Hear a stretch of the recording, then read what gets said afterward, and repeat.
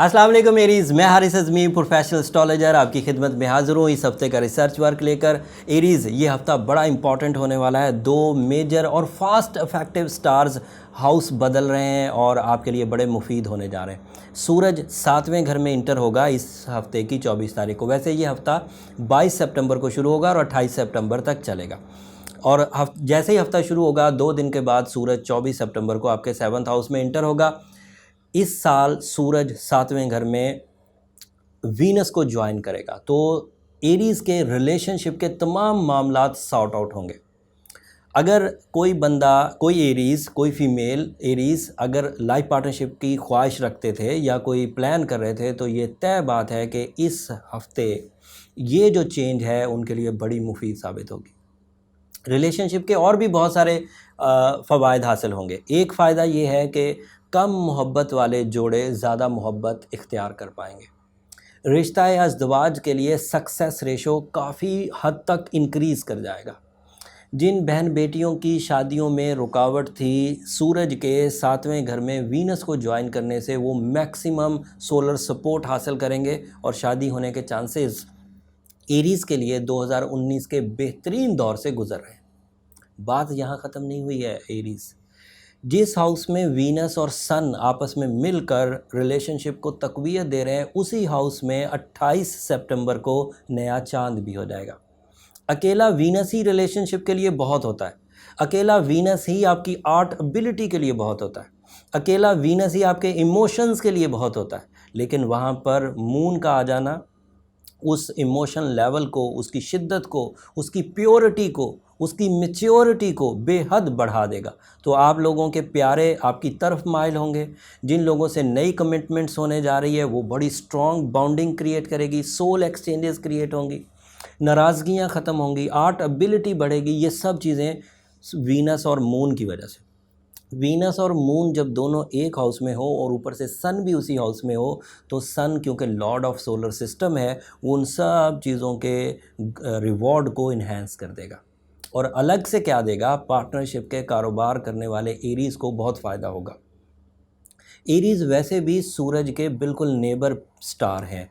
जो पहला ऑर्बिट है वो एरीज़ का ही है, तो सूरज से हर पॉजिटिव चीज़ जो निकलती है, हर नेगेटिव चीज़ जो निकलती है, वो सबसे पहले एरीज़ को इफ़ेक्ट करती है।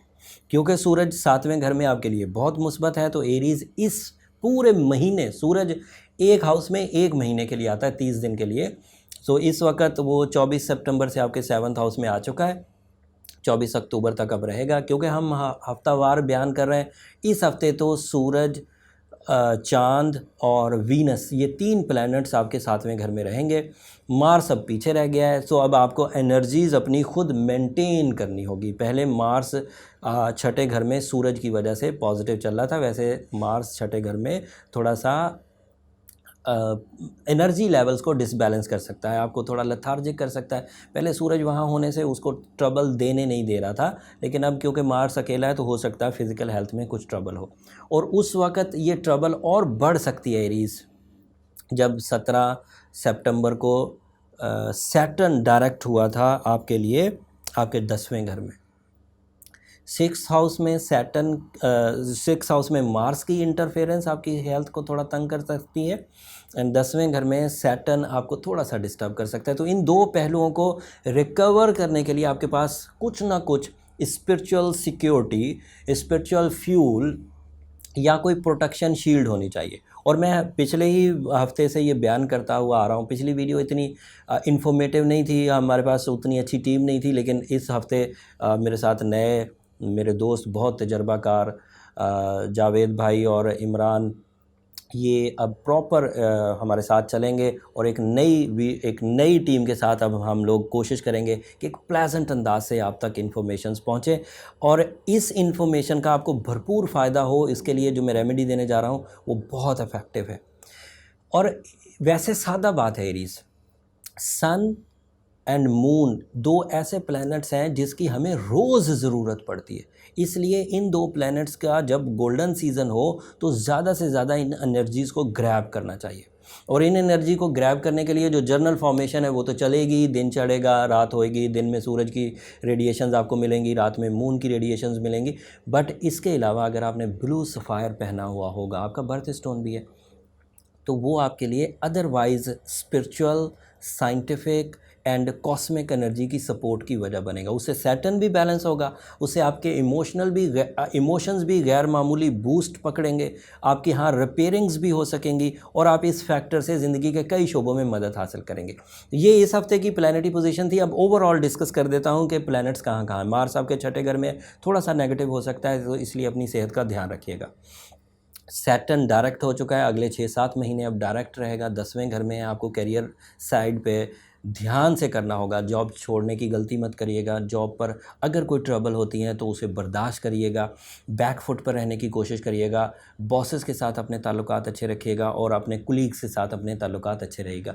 नए बिज़नेस शुरू करने का ये बिल्कुल अच्छा टाइम नहीं है, अलबत्ता शराकतदारी का बिज़नेस शुरू करने का ये सही टाइम है, क्योंकि सन आपके 7th हाउस में है, वहाँ पर आपको शराकतदारी की एडवांटेजेस मिल जाएंगे। Jupiter is in excellent form in the 9th house और ये स्टूडेंट्स के लिए बहुत अच्छा है, स्पेशली हायर एजुकेशन सरगर्मियों के लिए।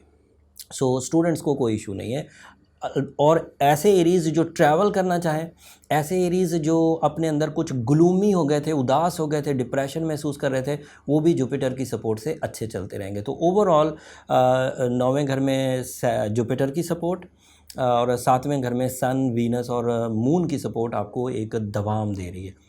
इसका फ़ायदा स्टूडेंट्स उठाएंगे एंड बाकी लोगों को थोड़ा सा एहतियात करने की ज़रूरत है। उम्मीद करता हूँ इस हफ्ते की इन्फॉर्मेशन आप भरपूर अंदाज से समझकर अपने अगले 7 दिनों के डिसीजन अच्छे और मुनाफा बख्श अंदाज से लेंगे। और मेरी दुआ और मेरी रिक्वेस्ट हमेशा से आपसे वही रहेगी कि जब भी आप मेरी इस दी हुई इन्फॉर्मेशन से अपनी ज़िंदगी में कुछ छोटा सा भी फ़ायदा हासिल करें तो मुझे अपनी दुआओं में ज़रूर याद रखिएगा। अगले हफ्ते और प्लैनेट्स अपनी पोजीशन बदलेंगे और उन पोजीशनों से आपके ज़िंदगी में क्या तब्दीली आएंगी वो अगले हफ्ते तफसील से बयान करूंगा एंड कोशिश करूंगा कि अदरवाइज़ भी एस्ट्रोलॉजिकल टॉपिक्स पर आपको इन्फॉर्मेशन दे सकूं। तब तक के लिए इजाज़त दीजिए। जाते जाते चैनल को ज़रूर सब्सक्राइब कर लीजिए, उससे हमारी हौसला अफजाई हो जाती है। अल्लाह निगहबान।